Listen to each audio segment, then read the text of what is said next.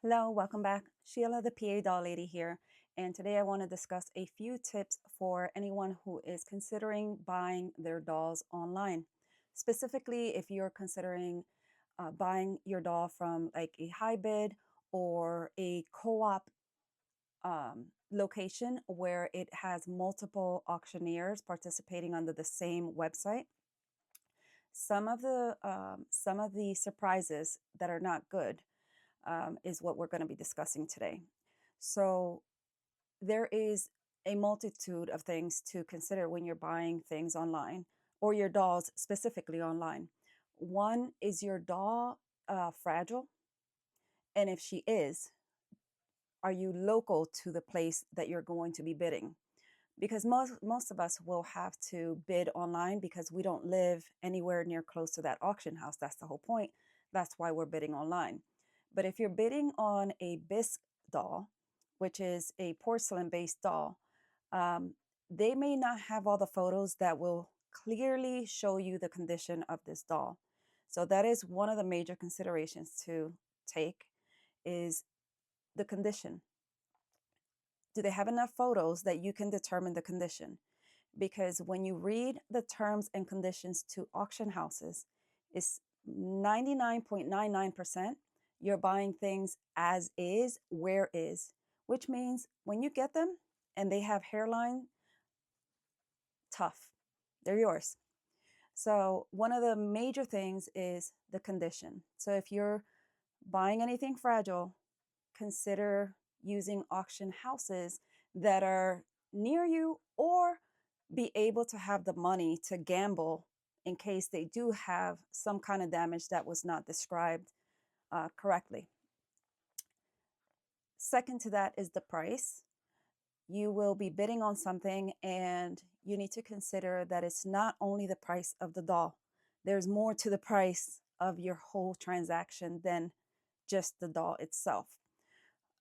When we're talking about a place like HighBid, CT Bids, or any of the online auctions, not like Etsy and not like eBay. I'm talking about like co-op type of websites where multiple auctioneers go under that same umbrella. Each auctioneer has their own terms and conditions to when you're purchasing um, from their auction house. So even though it's one website, there's a multitude of different rules and regulations. So please make sure that you are reading the description and that you fully understand what the price will entail. A $20 item could easily become a 100 plus item if you do not read all the descriptions. I'll give you a prime example. So some of the things that you want to be looking for is you're considering the price of the item. You also need to consider, does that auctioneer impose a premium? A premium is a percentage that will be added to the purchase price. So if you buy something for $20, some of them will have a 10% premium. Some of them can charge you 20% premium. And now at this moment, it's starting to become very normal to see 20 to 25% premiums. So that means that whatever the price of your item that you won will also have an additional 20 to 25% on top of that. Then you have your taxes that go on top of that. And then in addition to that, you really want to be closely monitoring the shipping policy that each of these auction houses has. Some of these auction houses will have a in-house shipping, and they'll say the most affordable option will be used to ship your item. Some will say if it fits in this particular box, we will ship it. And if it doesn't ship in that particular box, then they're going to send it somewhere else to get it shipped for you. For example, like a UPS store or something along those lines. So another thing comes into play if they are sending it to a UPS. If they're shipping it in-house, some of them will charge you a handling fee, which means like they can charge you $10 to package your item. And then in addition to that, you will pay the actual shipping cost. So if your shipping cost is $20, they're going to add that $10 plus the amount of the winning plus the premium. So, and it continues, it gets better. What I'm starting to see now is that the auction houses, some are electing to drive your item to the UPS store. They will take your item to the UPS store, and that is a $20 charge for them to drop off your item at the UPS store. That has not yet come into play with the shipping itself. So you bought the item for $20, you have a 10 to 20% premium fee, you have the $20 drop off fee, and then UPS store or something along those lines, like a mail dock or mailing, whatever, depends on what state that auction house is in. Then you will have their fees as well. So a $20 item plus the premium of 20% plus the driving fee of your item for another $20, and then the UPS, depending on size and how much, if it's a fragile item, they could upcharge you for that. If the box is too big, they can upcharge you for that. You will also pay the insurance fee to get your item insured if it is, for example, a bisque doll. So why am I talking about this?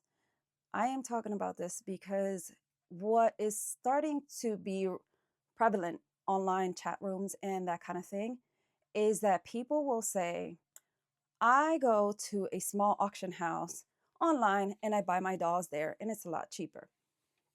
Yes, and, right?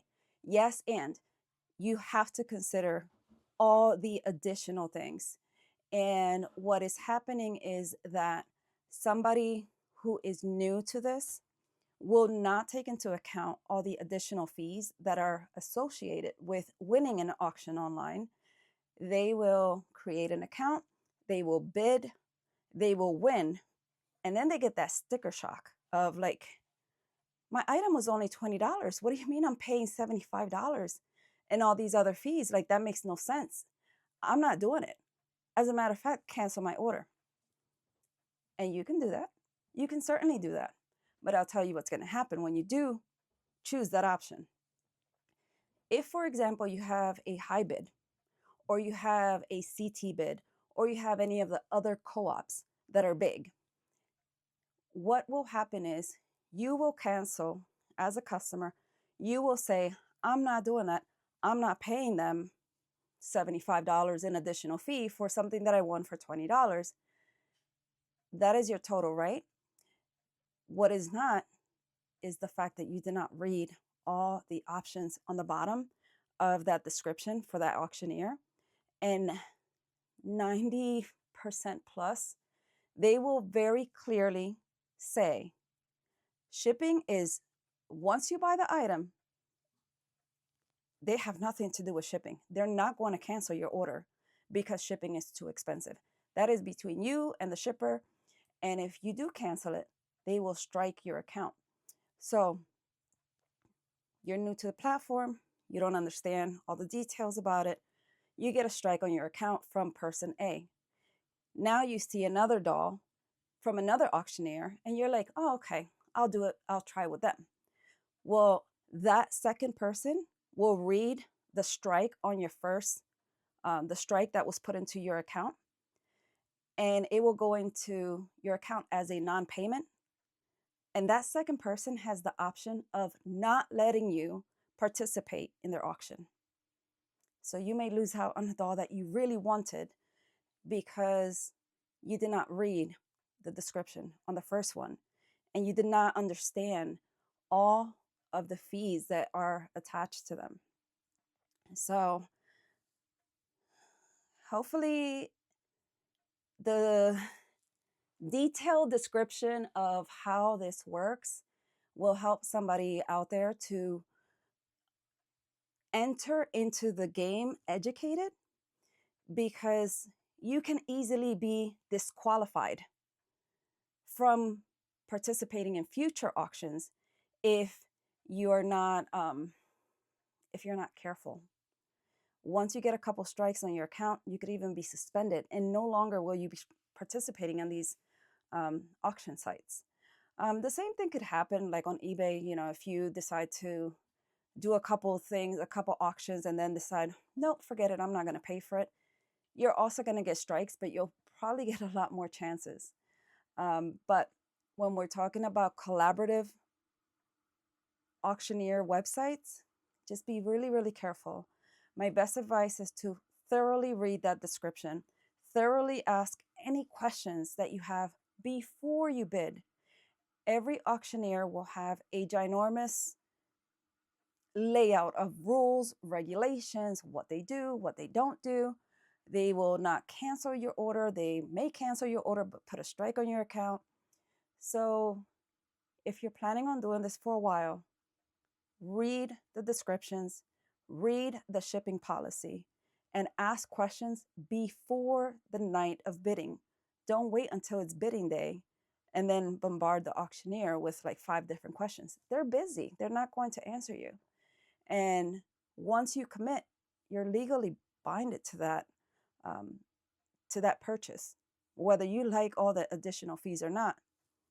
That is a consumer beware. So hopefully this video will help you to understand that before you bid on that thing that you think it's a great bargain, that you read all the details and then get excited about the doll. Have a good day.